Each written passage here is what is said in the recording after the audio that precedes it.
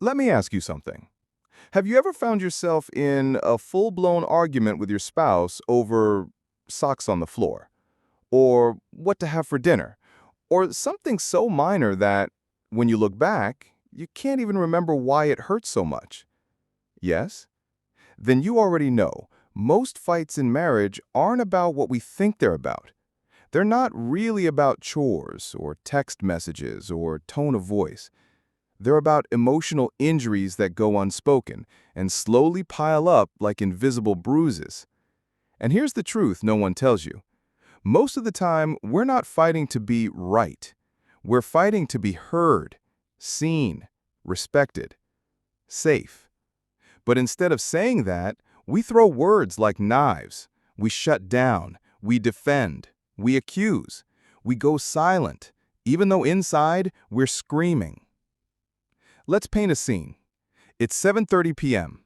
You've had a long, exhausting day. You walk into the kitchen, and the dishes are still in the sink again. You say, "You said you'd do the dishes." And your partner snaps back, "I've been busy too. Why are you always nagging me?" Boom. A spark just became a wildfire. What was a simple task is now a battle of egos. Suddenly, it's not about the dishes. It's about feeling taken for granted, feeling attacked, feeling alone. Sound familiar? Here's the hard pill to swallow. The issue is rarely the issue. So, why do fights escalate so fast? Let's look at the emotional science behind it. When you feel misunderstood or emotionally unsafe, your nervous system goes into fight or flight. Your brain doesn't know you're just arguing about dishes. It thinks you're in danger. That's when logic disappears. That's when you say things you don't mean. That's when you shut down, lash out, walk away, or worse, say something you can't take back. Because in that moment, your heart is screaming, "Hear me, understand me, see me." But instead of asking for connection, we try to win. And what do two people who both want to win end up doing? They both lose. Now, here's something powerful to consider. Words can destroy, but they can also disarm. Let me tell you about John and Melissa.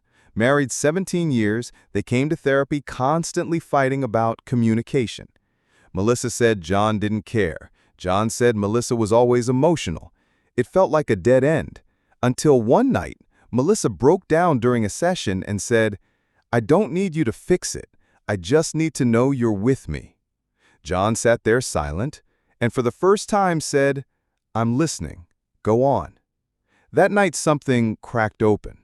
Not because the argument was solved, but because the need underneath the argument was finally seen. So, what if I told you there are 4 simple words that can bring that same transformation into your home? Words that stop the spiral. Words that invite safety, not defense. Words that say, "I'm not against you, I'm with you." I'm going to give you those 4 words, but not yet. Because for them to truly work, we have to first understand what your partner is really asking for when they raise their voice, when they withdraw, when they go quiet in the middle of a storm. Think about it. When your spouse is yelling, could it be fear speaking? When they seem cold or distant, could it be a cry for closeness they don't know how to express? When they nitpick or criticize, could it be pain covered in frustration? Yes, yes, yes. Because behind every angry outburst is usually a vulnerable emotion hiding, like sadness or loneliness or fear of rejection. And until we recognize that, no amount of compromise or solving the problem will truly fix it. You see, we've been taught to fight with logic, but relationships run on emotion. We say, "You're wrong, here's why," when we should be saying, "Help me understand what you're feeling." We say, "That doesn't make sense," when we should say, "Tell me more, I'm listening." Because the goal of a fight shouldn't be victory, it should be connection. Now, let's pause here for a moment. Can you think of the last argument you had, maybe with your partner, maybe someone else, and ask yourself, What was I really needing in that moment? And did I say what I needed? Or did I fight because I didn't feel safe enough to say it? This is the hidden cause of most marriage breakdowns. It's not cheating, it's not money, it's emotional disconnection. That invisible wall that grows every time you feel misunderstood, unheard, or dismissed. But the good news is, that wall, it can come down. And sometimes it starts with just 4 simple words. But first, let me tell you a secret. Every couple you admire, the ones married decades, who still hold hands, who laugh in the grocery store, who weathered storms and somehow stayed in love, they've all had fights. Ugly ones, loud ones, silent ones. But what they didn't do is let those fights define the relationship. Because here's what emotionally intelligent couples understand. Every fight is a window, not a wall. It's a chance to understand what your partner is longing for underneath the anger. And most times, that longing sounds like, will you still choose me when I'm not easy to love? Do you care about how I feel, even if you don't agree with it? Can I trust you with my most fragile self? Let that sink in. Under every sarcastic jab, under every dramatic exit, under every "you just don't get it," there's a question waiting to be answered. And if you can listen for that instead of just reacting to the noise, you stop fighting against your partner and start fighting for the relationship. Let me tell you a real-life story. Jessica and Mike, married 6 years, kids, careers, stress piling up. They went for counseling thinking they had a communication issue. But after just one session, it became obvious. Mike didn't feel respected. Jessica didn't feel cherished. Every argument, whether it was about parenting, in-laws, or who left the gas tank empty, boiled down to that silent ache. Mike was saying, "I want to feel like I matter." Jessica was asking, "Am I still your priority?" Neither of them said those words out loud, but their pain was screaming it. So one day, during a heated exchange, Jessica broke the cycle. Instead of snapping back, she took a breath and asked, "Is this really about the trash, or do you feel like I don't value you?" Mike stopped cold. His eyes welled up, and he said, "Yeah, I feel like everything else comes before me." And just like that, the war stopped. The walls fell, because they finally reached the real issue. Here's what I want you to know. No marriage ends because of one big argument. Marriages die slowly because of repeated emotional injuries that never get seen, heard, or repaired. So if you're in a marriage where it feels like the same fight keeps happening over and over, don't just ask, "How do we fix this problem?" Ask, "What is my partner trying to say beneath their frustration? What pain are they handing me, disguised as anger?" Because the truth is, anger is just pain wearing armor. And your job in a relationship isn't to win the battle. It's to lay down arms and say, "You're safe with me." Now let's get closer to the 4 words. But first, you have to understand the 2 types of responses that happen during conflict. One response escalates things, the other disarms and heals. Escalating responses sound like, "You always do this. You're being dramatic. It's not that serious. Why are you overreacting?" Sound familiar? These phrases pour gasoline on the fire because they invalidate your partner's emotions. On the other hand, healing responses sound like, "I didn't realize it felt that way for you. Help me understand. Tell me what you need. I'm here." Can you feel the difference? One defends the ego. The other defends the connection. Let's try a little exercise. Think of a reoccurring argument you've had with your partner. Got it? Now, ask yourself, in that moment, what were they really trying to express? Was it, "I miss us? I feel invisible? I want to be appreciated?" Now, ask yourself how you responded. Did you listen or did you load up your counterpoint? It's okay. We've all been there. But the moment you realize that most fights are just clumsy cries for closeness, everything starts to change. Let me give you a metaphor. Imagine your relationship is a dance. Sometimes one of you steps forward. Sometimes one of you steps back. Sometimes you both step on each other's toes. But the goal isn't perfect choreography, it's staying on the floor. The only way you lose is if you stop dancing. And those 4 words I keep teasing, they are the invitation to dance again, to soften the room, to say, I want to reconnect even though we're hurt. Because if your partner sees that after a fight, you still reach for them, that's where the magic is.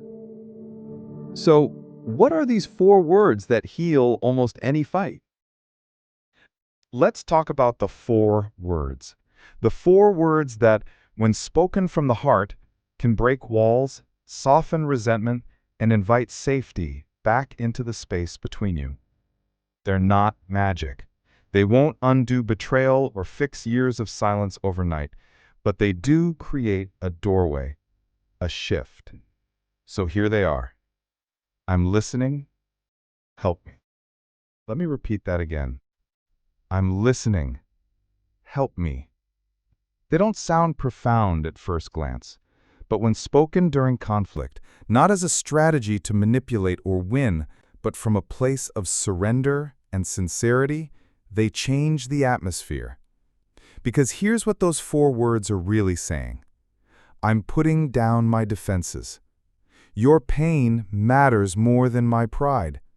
I want to understand instead of being right. Teach me how to love you better. That is powerful. Let me walk you through what happens when you use these words. Imagine a fight is escalating. Your partner is angry, emotional, maybe even yelling. Your instinct is to match that energy. Raise your voice, defend your intentions, point out how they're wrong. But instead, you take a breath, you lower your tone, you meet their eyes, and you say, I'm listening. Help me. Watch what happens. Your partner's shoulders might drop, their breathing slows, their face softens. Because in that moment, the real you, the one who loves, not the one who fights, just showed up. Here's why those 4 words work. They contain empathy without assumption.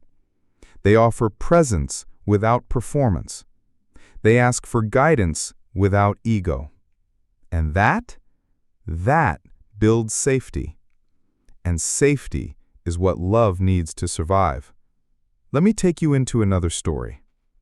Cam and Lena were married for 8 years. Cam was quiet, shut down during conflict. Lena was fiery, expressive, emotional, desperate to be heard. Every argument felt like Cam retreating and Lena chasing. Until one day Cam read something that stuck with him. Don't react, reflect, then respond.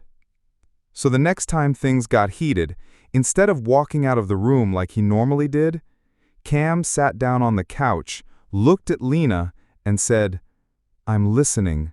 Help me. Understand what you're feeling. Lena didn't know how to respond at first. She blinked, her voice cracked, and then she began to explain, not just her frustration, but the hurt underneath. That night changed everything for them. Because for the first time in a long time, she felt seen. And he felt capable of loving her in the way she needed. Now, let's talk practically. Here's how to use the 4 words in real-life situations. When you feel misunderstood, instead of shutting down, say, I'm listening, help me see what I missed. That humility builds trust. When your partner is emotional, don't rush to fix or explain. Say, I'm listening. Help me understand why this matters to you. That validates their feelings. And when you're both hurt, even if you feel justified, soften first.